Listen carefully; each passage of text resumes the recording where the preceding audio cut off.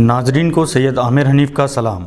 ہم اپنی لڑکیوں کی دیکھ بھال پر توجہ دیتے ہیں، انہیں غلط ہاتھوں اور غلط نظروں سے بچانے کے لیے کوششیں کرتے ہیں۔ اس کے باوجود اکثر ہمارے معاشرے کی کمسن اور نوجوان لڑکیاں استحصال کا شکار ہو جاتی ہیں۔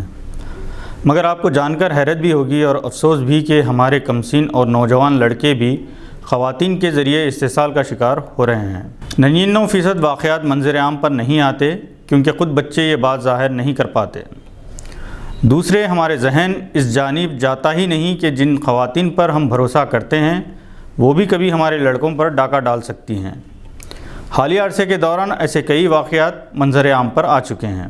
3 دسمبر کو حیدرآباد کے بنجارہ ہلز پولیس اسٹیشن میں بنگلور کی ایک خاتون پر اپنے قریبی رشتہ دار نابالغ لڑکے کے استحصال اور اس کی ویڈیوگرافی کرتے ہوئے بلیک میل کے الزام میں مقدمہ درج کر لیا گیا ہے۔ بنجارہ ہلز پولیس کے مطابق ایک خاتون نے مبینہ طور پر اپنے رشتہ دار 14 سالہ 9ویں جماعت کے طالب علم کو چار مینار کے قریب ایک لاج میں لے جا کر اس کے ساتھ زیادتی کی ہے۔ خاتون پر یہ بھی الزام ہے کہ اس نے اپنے سابق شوہر کی مدد سے اس شرمناک حرکت کی فون میں فلم بندی کروائی۔ بعد ازاں اس نے لڑکے کی ویڈیو وائرل کر دینے کی دھمکی دیتے ہوئے اسے بلیک میل کرتے ہوئے تقریباً 200 گرام وزنی سونے کے زیورات اور 6 لاکھ روپے وصول کیے۔ یہ واقعہ اس وقت سامنے آیا جب لڑکے کی ماں نے گھر میں رکھے سونے کے زیورات اور نقدی غائب ہونے پر اپنے بیٹے سے پوچھ تاچھ کی۔ حقیقت کا پتہ چلنے پر اس نے پولیس سے شکایت کی۔ پولیس نے خاتون کے خلاف تعزیرات ہند کی مختلف دفعات کے علاوہ پاسکو ایکٹ کے تحت مقدمہ درج کیا۔ ستمبر 2021 میں بھی تلنگانہ میں ایک ریزیڈنشل اسکول کی لیڈر کیئر ٹیکر کو 14 سالہ طالب علم کے استحصال اور اس کی بات نہ ماننے پر سگریٹ سے چرکے دینے کے الزامات ثابت ہونے پر عدالت نے 20 سال کی قید کی سزا سنائی۔ ناظرین، لڑکیوں کی حفاظت جتنی ضروری ہے اپنے کمسن اور نوجوان بچوں کی بھی اتنی ہی فکر کرنی چاہیے۔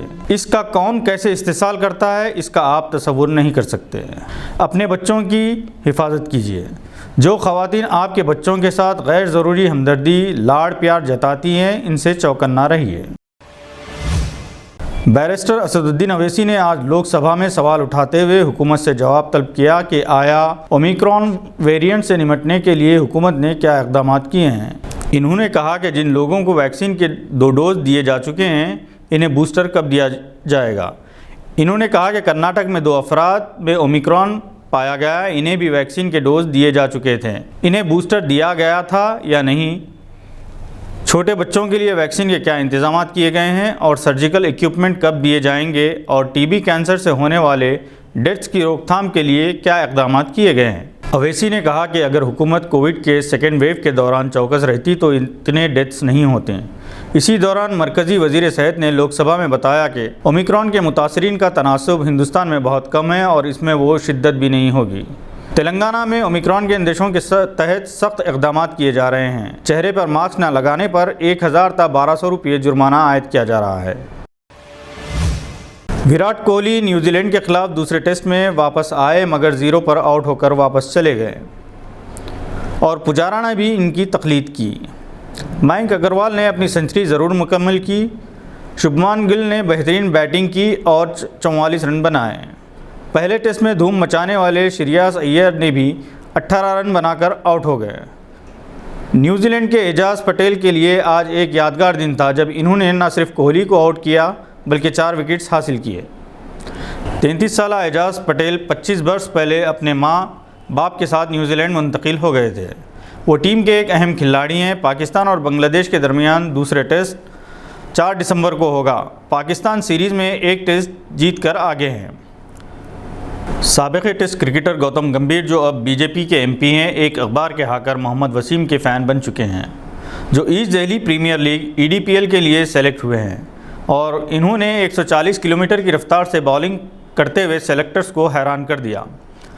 گوتم گمبھیر نے کہا کہ محمد وسیم جو اخبار بانٹا کرتے تھے اب انہی اخباروں میں ان کی فوٹو چھپے گی۔ غریب گھرانے کا محمد وسیم سخت محنت کی مثال ہے۔ وہ گھر چلانے کے لیے صبح میں ہاکر میں ہے اور باقی کا وقت کرکٹ کے لیے وقف کرتا ہے۔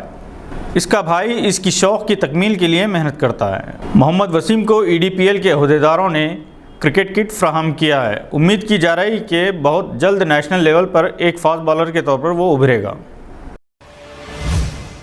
تلنگانہ میں ایک ہی خاندان کے 4 افراد نے علیحدہ طور پر خودکشی کر لی، جن میں شوہر اور بیوی 2 بچے شامل ہیں۔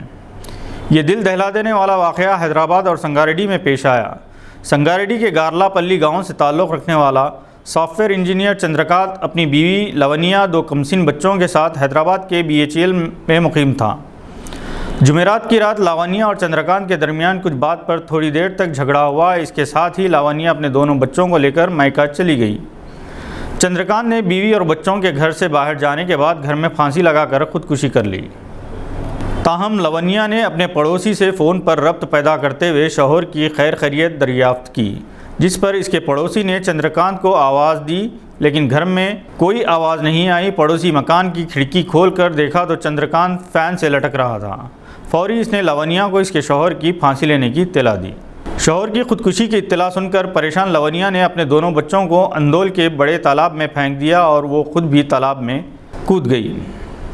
جمعہ کی صبح ایک مقامی شخص نے اندول کے بڑے تالاب میں 2 نعشیں دیکھی اور معاملے کی اطلاع پولیس کو دی۔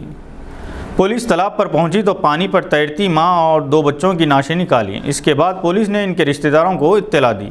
تینوں کی نعشوں کو بعد میں پولیس نے پوسٹ مارٹم کے لیے جوگی پیٹ اسپتال منتقل کیا۔ پولیس نے مقدمہ درج کر لیا ہے اور واقعے کی تحقیقات کر رہی ہے۔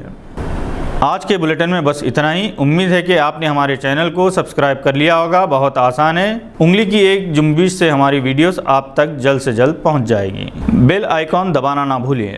شکریہ، خدا حافظ۔